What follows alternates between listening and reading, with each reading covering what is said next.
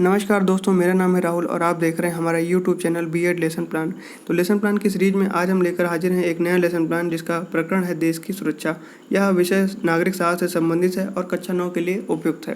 तो चलिए शुरू करते हैं। जैसा कि आप लोग जानते हैं कि लेसन प्लान के फॉर्मेट में सबसे ऊपर हम पाठ योजना संख्या लिखते हैं, उसके बाद संस्था या विद्यालय का नाम और उसके बाद ब्लॉक्स बनाते हैं जिसमें दिनांक, कक्षा, वर्ग, विषय, उपविषय, कालांश और अवधि लिखते हैं। प्रकरण है आज का हमारा देश की सुरक्षा। उसके बाद हम सामान्य उद्देश्य लिखते हैं। तो सामान्य उद्देश्य यहाँ पर पूर्ववत लिखा हुआ है। तो जैसा कि आप लोग जानते हैं कि प्रारंभ के ही 5 लेसन प्लान तक हमको सामान्य उद्देश्य लिखने होते हैं। तो चलिए देख लेते हैं क्या होते हैं सामान्य उद्देश्य। सामान्य उद्देश्य में पहला है विद्यार्थियों में लोकतांत्रिक नागरिकता का विकास करना। दूसरा है विद्यार्थियों में राष्ट्रीय व अंतर्राष्ट्रीय दृष्टिकोण का विकास करना। तीसरा है विद्यार्थियों में भावनात्मक एकता एवं नागरिकता का विकास करना। चौथा है विद्यार्थियों में आदर्श चरित्र का निर्माण करना। पांचवा है विद्यार्थियों में प्रजातंत्र के लिए दृढ़ विश्वास विकसित करना। छठा है विद्यार्थियों की मानसिक शक्तियों एवं वैज्ञानिक दृष्टिकोण को विकसित करना। सातवां है विद्यार्थी में देश प्रेम एवं राष्ट्रीय एकता की भावना का विकास करना। आठवां है विद्यार्थियों को देश की राजनीतिक, सामाजिक व आर्थिक समस्याओं की जानकारी प्राप्त करना। और नौवां है विद्यार्थियों को नागरिक कर्तव्यों एवं अधिकारों का सैद्धांतिक व व्यवहारिक ज्ञान प्रदान करना। तो ये हो गए हमारे सामान्य उद्देश्य। अब बात करते हैं विशिष्ट उद्देश्यों की। विशिष्ट उद्देश्यों में पहला है ज्ञानात्मक। छात्र देश की सुरक्षा के विषय में ज्ञान प्राप्त कर प्रत्यास्मरण कर सकेंगे। दूसरा है बोधात्मक। छात्र देश की सुरक्षा के विषय में ज्ञान प्राप्त कर अपने शब्दों में व्याख्या कर सकेंगे। कौशलात्मक। छात्र देश की सुरक्षा के विषय में ज्ञान प्राप्त कर अपना कौशल विकसित कर सकेंगे। और अनुप्रयोगात्मक में लिखेंगे कि छात्र देश की सुरक्षा के विषय में ज्ञान प्राप्त कर अपना जीवन में उसका उपयोग कर सकेंगे। शिक्षण विधि में प्रश्नोत्तर विधि, प्रदर्शन विधि एवं कथन विधि का प्रयोग करेंगे। सहायक सामग्री में रोलर बोर्ड पर अंकित भारतीय नौसेना की कमानों का वर्गीकरण करेंगे। पूर्व ज्ञान में लिखेंगे कि छात्र देश की सुरक्षा के विषय में सामान्य जानकारी रखते हैं। प्रस्तावना में 2 कॉलम बनाएंगे। पहला है छात्र अध्यापक क्रियाएं और दूसरा है छात्र क्रियाएं। पहला है कि हम लोग किस देश के नागरिक हैं, तो छात्र क्रियाओं में लिखेंगे भारत के। दूसरा है भारत के सैनिक देश के लिए क्या करते हैं, तो छात्र क्रियाओं में लिखेंगे देश की सुरक्षा।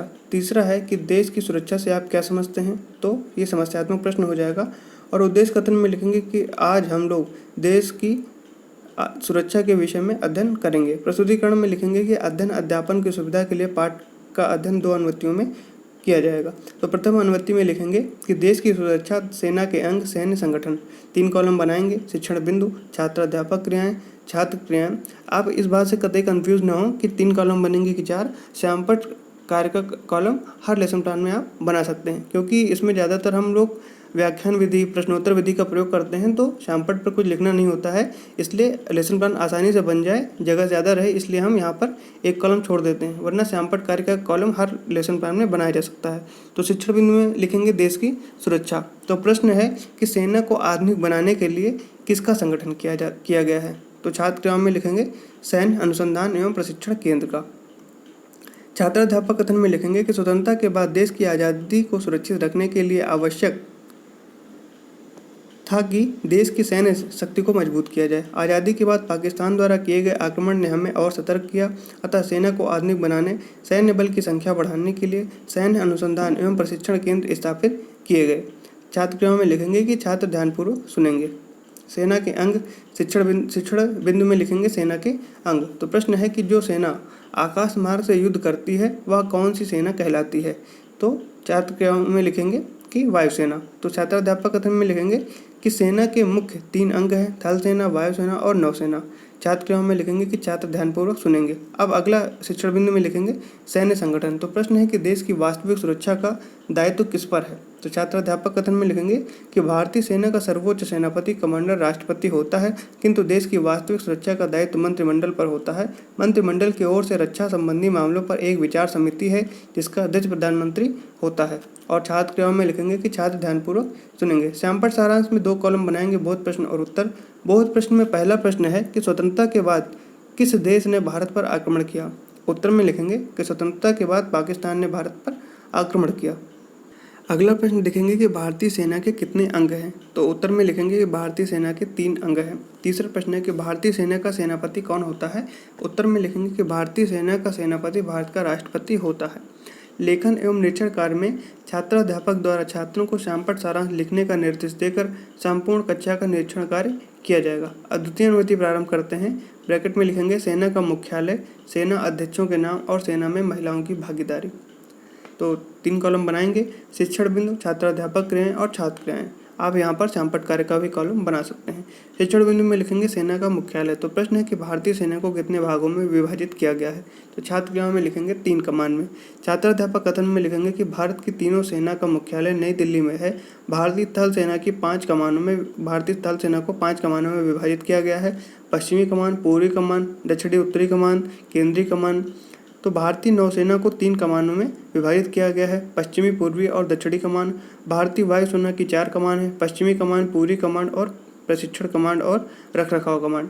और छात्र क्रियाओं में लिखेंगे कि छात्र ध्यानपूर्वक सुनेंगे। शिक्षण बिंदु में अगला लिखेंगे सेना अध्यक्षों के नाम। तो पहला प्रश्न है कि नौसेना अध्यक्ष को क्या कहते हैं। तो उत्तर में लिखेंगे एडमिरल। तो छात्र अध्यापक कथन में लिखेंगे कि थल सेना अध्यक्षों को जनरल, नौसेना अध्यक्षों को एडमिरल और वायुसेना अध्यक्ष को एयर चीफ मार्शल कहते हैं। और छात्र क्रियाओं में लिखेंगे कि छात्र ध्यानपूर्वक सुनेंगे। फिर अगला प्रश्न है कि महिलाओं की सेना में भागीदारी। तो प्रश्न है कि किस सेना की सभी शाखाओं में महिलाओं को भर्ती किया जाता है।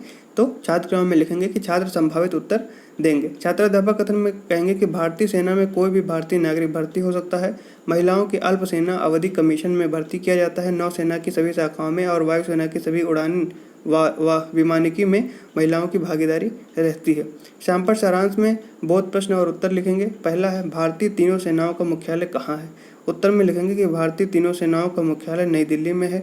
दूसरा है थल सेना अध्यक्ष को क्या कहते हैं। उत्तर में लिखेंगे थल सेना अध्यक्ष को जनरल कहते हैं। तीसरा प्रश्न है कि वायुसेना अध्यक्ष को क्या कहते हैं। उत्तर में लिखेंगे कि वायुसेना अध्यक्ष को एयर चीफ मार्शल कहते हैं।